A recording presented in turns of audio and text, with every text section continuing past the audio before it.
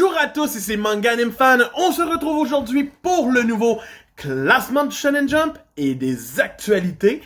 Bien sûr, parce que j'ai toujours du fun à vous parler des actualités.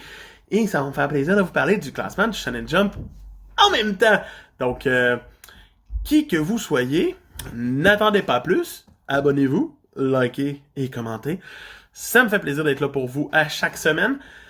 Et ben, allons-y avec le classement cette semaine. Donc, sans plus tarder, dans 3, ça!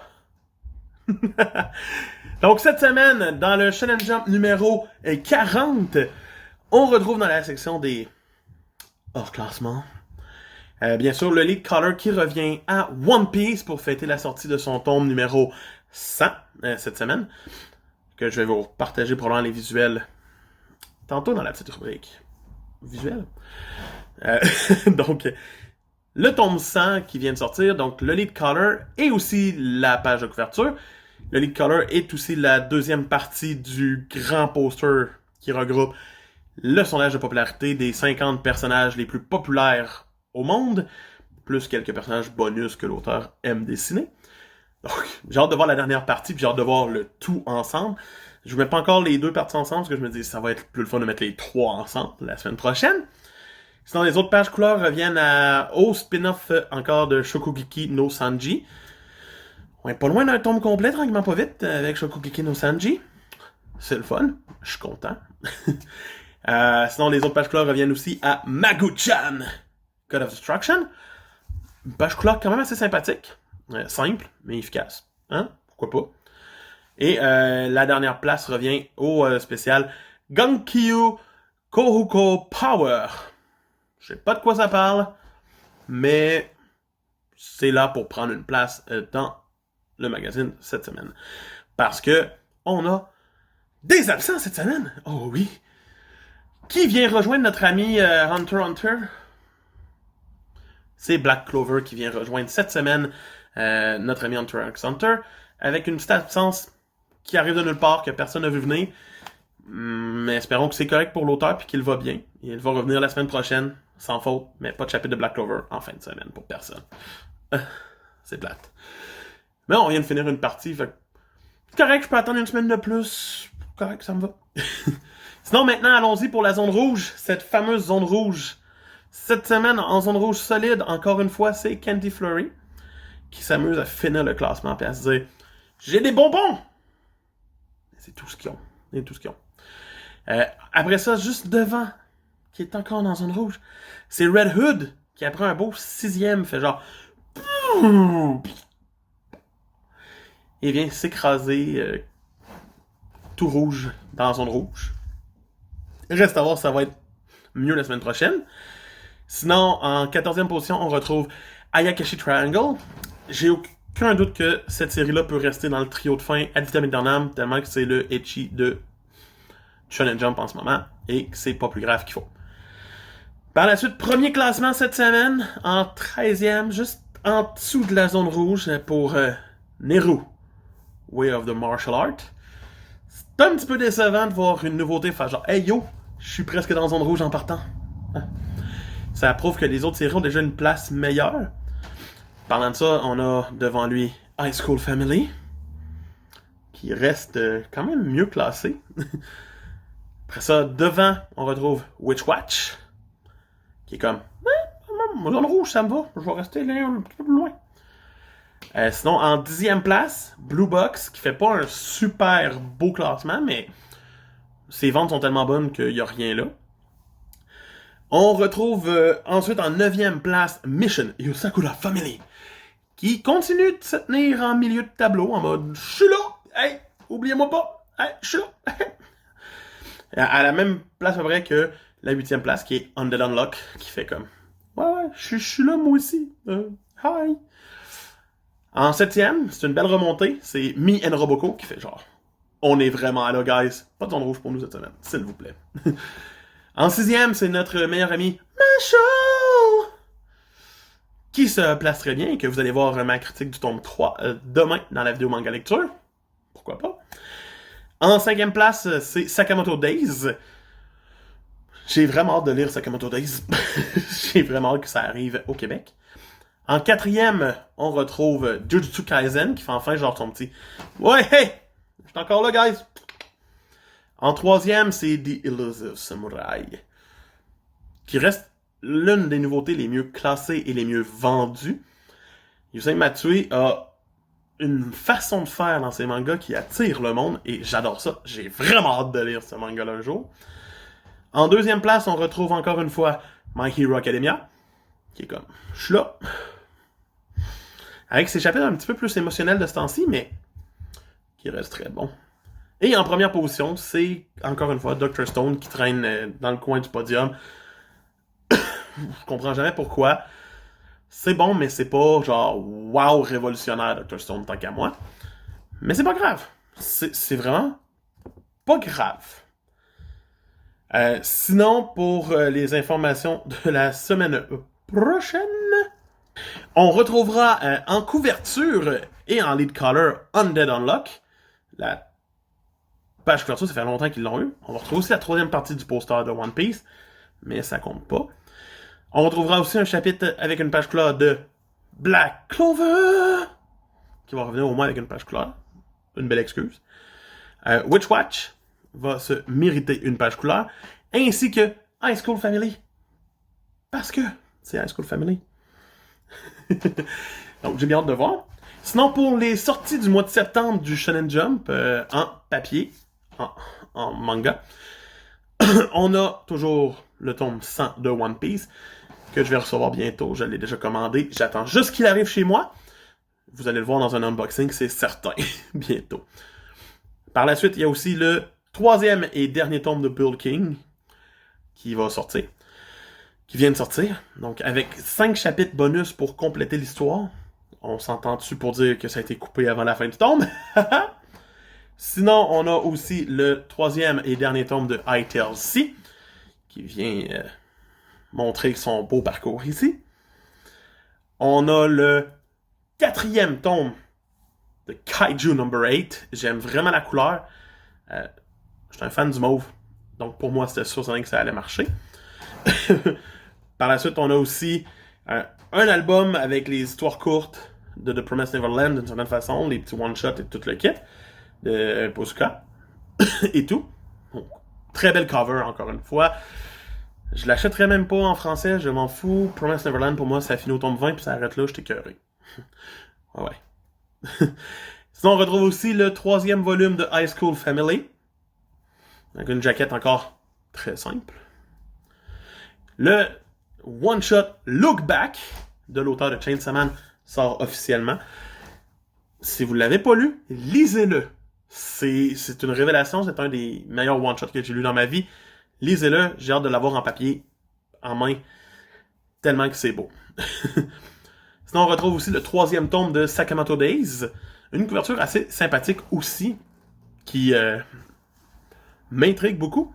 Et pour finir, on retrouve le tome 2 de Witch Watch, une couverture qui a des couleurs qui me régalent. J'aime vraiment, j'ai hâte de voir de quoi ça a l'air. Si un jour on reçoit la série, comme l'autre œuvre de l'auteur ne se vend pas très bien, je me demande si on va la recevoir un jour. Donc, c'était ça. Maintenant, pour votre plus grand plaisir, ça va être le temps de passer aux actualités. Cette semaine, dans la rubrique Actualité, on va commencer par parler du fait que Takeshi Obata, l'artiste qui a dessiné Death Note, Bakuman, Platinum Man, Hikaru no Go, c'est lui qui a dessiné ça, va commencer une nouvelle série. Dans le fond, va être le dessinateur d'une nouvelle série avec, dans le fond, Akinari Asakura. Et dans le Jump SQ numéro 11, qui va sortir en octobre, et qui parlera de comédiens. Donc, voici un visuel. Donc, ça va être une série juste d'Obata. Reste à voir si ça va être prometteur, vu qu'avec Oba, c'est pas toujours bon, sur le long terme surtout, à mes yeux. Vous pouvez tous aimer Death Note, j'adore Death Note, je préfère Bakuman, le Platinum Man. Sinon, on a eu des nouveaux visuels, un nouveau visuel clé pour la nouvelle saison 3 de World Trigger. Donc, voici l'affiche. Dans le fond, la nouvelle saison va commencer le 9 octobre au Japon. Ceux que ça intéresse, ben, c'est sûr que ça va être disponible à quelque part. Vous allez pouvoir la trouver et l'écouter. Voici sinon aussi la couverture réimaginée du mois de Dragon Ball. Donc, la couverture du tome 27, redessinée par Tite Kubo, l'auteur de Bleach. Je trouve qu'à part Frieza, qui a l'air un petit peu comme weird, le reste est vraiment stylé. Je suis comme wow. Clap, clap, clap, clap, clap. Et, pour finir le petit segment genre Japan, on vient d'avoir les premières images, ben la première image du logo de la version live Netflix de One Piece. Le logo, je le trouve correct. C'est pas le plus beau logo que j'ai vu dans ma vie, mais c'est pas si loin de ça. C'est pas si loin du logo normal. Ça me déplaît pas. Et en même temps, on a vu que le premier épisode de la saison allait s'appeler Romance Dawn. Je suis in à 2000%. C'est le titre officiel du premier chapitre. J'ai confiance qu'on s'en va dans la jeunesse de Luffy et qu'on va démarrer ça après ça, paf, puis que l'aventure va bien aller. Je l'espère. Netflix, laissez-moi pas tomber là-dessus, s'il vous plaît. Par la suite, passons aux actualités françaises. Les nouvelles licences, les nouvelles licences surtout, les grosses affaires importantes qui pourraient arriver en France. Donc, on a appris que, dans le fond, Soleil Manga allait sortir un nouveau shoujo. Oui, parce que je parle pas juste de shonen, de seinen ici, on parle de tout. Le manga s'appelle The Vampire and the Rose. Ça va être une série de Noriko Asaka, qui c'est sa première œuvre à vie. Ça a pour l'instant 7 tomes au Japon, et ça a débuté en 2018. Ça a l'air intéressant sans plus. Pour lire un synopsis rapide, c'est Shiyu est une lycéenne qui croit au grand amour. Dans sa classe, Yomiya fait tourner toutes les têtes. Il est séduisant, intelligent, sportif, et c'est un vampire. Je trouve que c'est déjà assez pour vous dire de quoi s'en retourne. Pour plus d'informations, renseignez-vous chez Soleil. Le premier tome sera disponible le 27 octobre 2021 en France. D'ici la fin de l'année au Québec, si on est chanceux. Donc, ça. Par la suite, Ototo va lancer une nouvelle collection à travers leur nouveau catalogue qui va s'appeler Mu. Mu, dans le fond, ça va être pour parler un peu plus de sujets qui vont rester un petit peu moins traités. Des personnages qui ont des volontés ou nécessités, qui vont essayer de changer des schémas classiques qu'on connaît tous. Ce sont pas trop fantastiques, ça va être plus réel. C'est un petit peu la live, la collection live pour Kana. Donc, pourquoi pas, Ototo, ils peuvent réussir. Fait que dès le 24 septembre, ils vont sortir un premier tome qui sera, il va y avoir trois titres qui sont prévus. Le premier, c'est Sex Education 120%. Dans le fond, une série qui est en 3 volumes, qui a été publiée au Japon en 2020 et qui parle de l'éducation sexuelle d'une certaine façon, parce que pourquoi pas? Pourquoi ne pas parler d'éducation sexuelle dans un manga? Hey, hey! Voici quelques images rapides, juste pour que vous voyez le style. Mais c'est ça. Ensuite, le 22 octobre, ils vont sortir « Je ne suis pas né dans le bon corps, récit de mon changement de sexe », qui est un one-shot, dans le fond, sur la vie de la mangaka Mafuyu Konichi. Donc, voici la couverture. Ça va parler de ce que ça dit dans le titre, je vous le dis tout de suite. Et on sait déjà qu'il y a un autre titre qui va sortir pour 2022, mais on n'a pas plus d'informations de la part de Toto présentement. Ensuite, Nobinobi a encore fait une petite annonce cette semaine en mode Blabla. Le volume manga de la Reine des Neiges 2 va sortir chez Nobinobi le 3 novembre de cette année.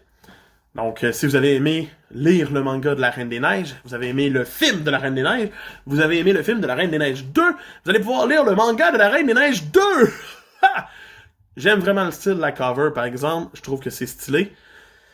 Ça me pousserait presque à l'acheter, mais j'ai le film, puis ça me va. Hein? C'est comme ça. Sinon, on a Agatha aussi qui a annoncé un manga en 2 tomes, aujourd'hui même, qui va sortir en mi-octobre et qui s'intitule En attendant lundi. C'est le quotidien de 2 enfants à l'aube de la puberté. Donc, une période charnière qui peut être dure pour certains à franchir. Donc, voilà. Voici quelques petites images aussi pour vous donner un avant-goût avant la sortie en octobre. Donc, c'est ça. Et pour finir, Panini, eux autres, là, ils ont annoncé le manga basé sur l'anime Mars Red, qui a été diffusé sur Wakanim. C'est une série qui parle de vampires, parce que pourquoi ne pas parler de vampires? Et c'est une série finie en 3 tomes, donc ça sera pas une longue série à voir. Le premier tome sortira le 13 octobre chez Panini, en France, et la suite, plus tard. Donc j'espère que ça vous a plu encore une fois cette semaine. N'hésitez pas à m'en parler en commentaire, likez, commentez et partagez-moi ça. Ça me fait toujours plaisir de vous parler. Puis même quand je vous rencontre en personne, ça me fait vraiment plaisir. Ça me fait bizarre, mais ça me fait plaisir de vous parler. Donc, on se redonne des nouvelles bientôt. Puis, c'est Manga Fan qui vous dit « Ratez pas le manga lecture demain! Bye! »